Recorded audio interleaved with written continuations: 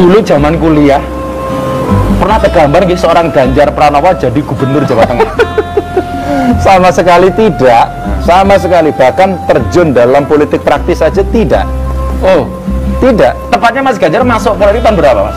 Nah, awalnya setelah saya mulai beraktivitas, ikut diskusi, diajari demo, terus kemudian suatu ketika ada di Fakultas Hukum di UGM itu ada pohon air gede. Yeah. Terkenalnya DPR dulu. DPR, apa itu? Di bawah pohon rindang. Di bawah pohon rindang. Nah, di situ kemudian senior-senior saya datang. Saya ingat waktu sekitar semester 2. Datangi senior-senior saya, terus kemudian dia ngajari bagaimana cara kuliah yang baik. Waduh, ini pasti orang-orang hebat. Oh. Terus tiba-tiba saya dikasih stensilan. Zaman dulu kan stensilan tuh. Stensil. Ya, stensil itu banyak banget. Terus ini lo ujiannya nanti begini, caranya begini, saya dimentori gitu. Ternyata itu ada tulisannya di stempel gitu. Tulisannya Gemini Study Club. Gemini Study Club. Kelak kemudian hari saya baru tahu bahwa itu GMNI. Oke.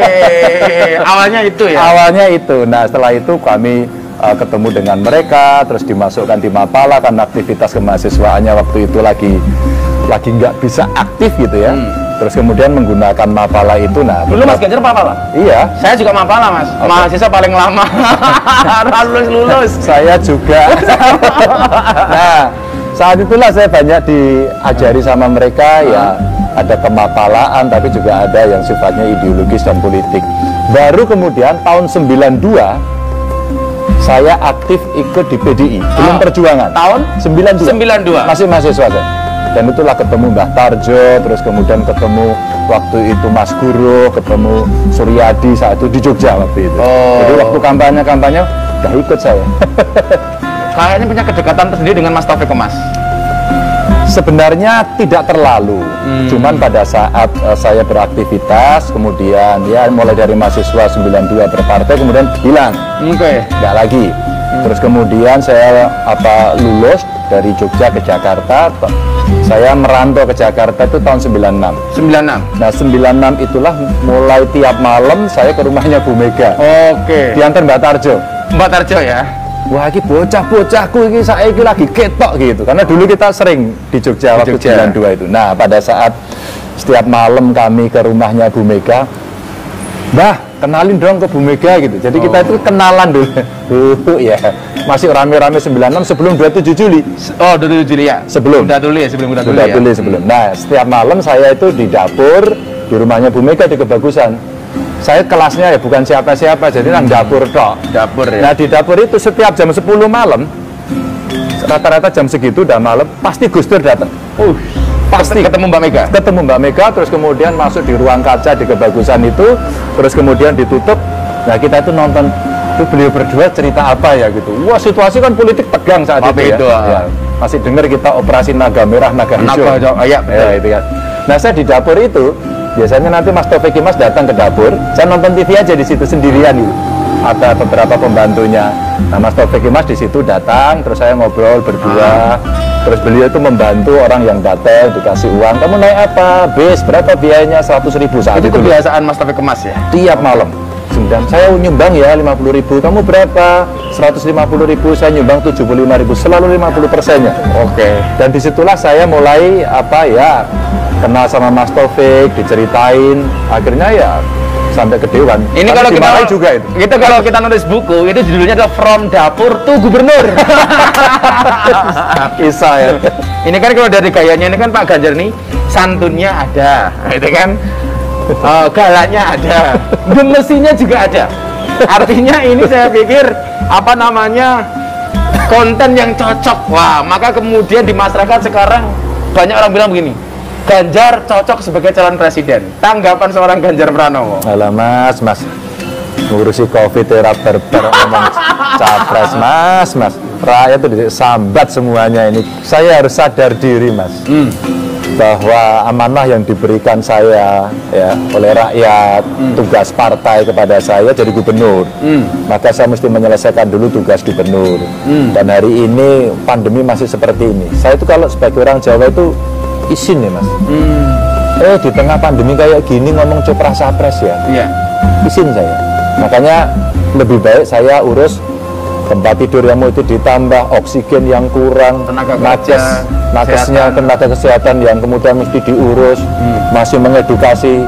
Matur nuwun tadi jenengan sepedaan elek-elek wong, ayo pakai masker. ya. Nah, ini kita jogo tonggo, ayo eling karo Silakan ngelingke. eling. Jadi sebenarnya ini yang penting dulu. Makanya kalau kita bicara yang lain enggak lah. Dan tradisi di PDI Perjuangan itu kalau ada survei-survei itu biasa baik, biasa baik, rasa geer-geeran gitu. Nggak usah takut berlebihan ya. Nggak usah pas, wong partai saya itu udah jelas di PDI Perjuangan itu seluruh keputusan itu ada di tangan ketua umum. Jadi Tapi ini Mas, tadi kan salah satu inovasi Mas Ganjar itu adalah menciptakan medsos di berbagai lapisan. Iya. Justru ada kecurigaan. Ini medsos Mas Ganjar itu bukan untuk update konten kerja, tapi untuk kampanye pilpres katanya. kalau kampanyenya betul, tapi pilpresnya enggak. Oh ya, kampanye tanpa pilpres ya. Karena sebelum cerita apa rame-rame hari ini karena ada survei-survei, sejak DPR saya sudah pakai medsos. Oke. Dan medsos saya itu saya pakai di DPR saat itu untuk merawat konstituen dan berkomunikasi dengan konstituen. Maka lanjut nih jadi gubernur, tugasin partai jadi gubernur, amanah rakyat kemudian memang diberikan kepada saya bertugas. Maka kenapa tadi saya ceritakan di depan, seluruh OPD saya harus punya medsos. Karena dunianya hari ini itu. Iya, kalau nggak ketinggalan. Ya, kalau enggak, Gus Gubernur, saya mau lapor. Ya, sesuai lapor nang kantor ya, wek ya. Lapor dari rumah. Jalan rusak, saya nggak bisa bayar sekolah, saya nggak bisa bayar rumah sakit, rumah saya ambruk. Nah, setiap hari, Mas. Ya. Dan ini efektif, nggak usah datang, nggak usah rame-rame, diselesaikan. Itu medsos. Oke. Makanya kalau Pak Jokowi blusuan, saya bilang sekarang ada i-blusuan. Blusuan. Untuk menggunakan ini. Pakai ini, teknologi ada. Itu yang kita sampaikan. Sekarang aja, Mas. Penggali kubur lapor saya, Mas. Bisa direct langsung ke Pak Ganjar. Loh, ada beberapa nggak tahu dapat nomornya. Ada juga seorang ibu-ibu kemudian dia kena COVID, dia lagi menyusui, dia bingung di Blora. Lalu apa yang terjadi? Lapor saya, lah kok untuk nomorku? Saya kirimkan ke dinas saya, ini piye cara ngerespon? Dari sisi medis gimana? Oh, medis boleh Pak. Yang kedua gimana? Karena ini anaknya itu kalau dikasih susu formula gumoh. Oke. Akhirnya gimana? Dalam waktu detik, Mas, itu langsung disebar tep nggak sampai 1 jam, ibu-ibu PKK sudah ngacung. Saya nyusui Pak, terus ngirimi ASI. Masya Allah, Mas. Langsung ya. Dan itu adalah fungsi dari medsos salah satunya. Luar biasa. Itu maksud saya. Hampir kelupaan. Saya pernah baca tentang lapak Ganjar. Bahkan ada kesaksian gara-gara lapak Ganjar ini ada pedagang yang sampai omsetnya nyampe 60 juta loh, Mas. Lapak Ganjar itu apa sih? Sebenarnya ketika pandemi berlangsung banyak UMKM kolaps. Terus kemudian mereka nggak bisa jualan. Lalu saya tanya kepada mereka, Mas, apa problemnya? Problem kami pemasaran, Pak. Dia nggak bisa jualan di online, masuk pasar digital nggak bisa. Saya undang, Mas, marketplace yang bagus-bagus, yang sudah unicorn untuk ngelatih. Mereka hanya diajari cukup 2 jam jualan ke marketplace.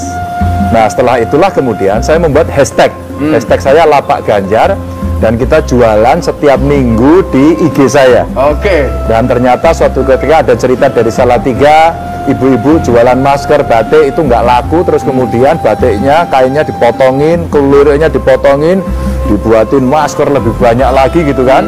Terus kemudian dijual di situ. Penjualannya naik 300%. Terus saya bilang, oh ternyata bisa. Terus akhirnya kita buat tema. Ada makanan, ada kerajinan, begitu ya, ada furniture, ada lukisan, pokoknya sembarang kalir gitu. Nah, setelah itulah kemudian kami jualan di Jawa Tengah, mulai Jawa Timur minta, Bali minta, sampai NTB bahkan.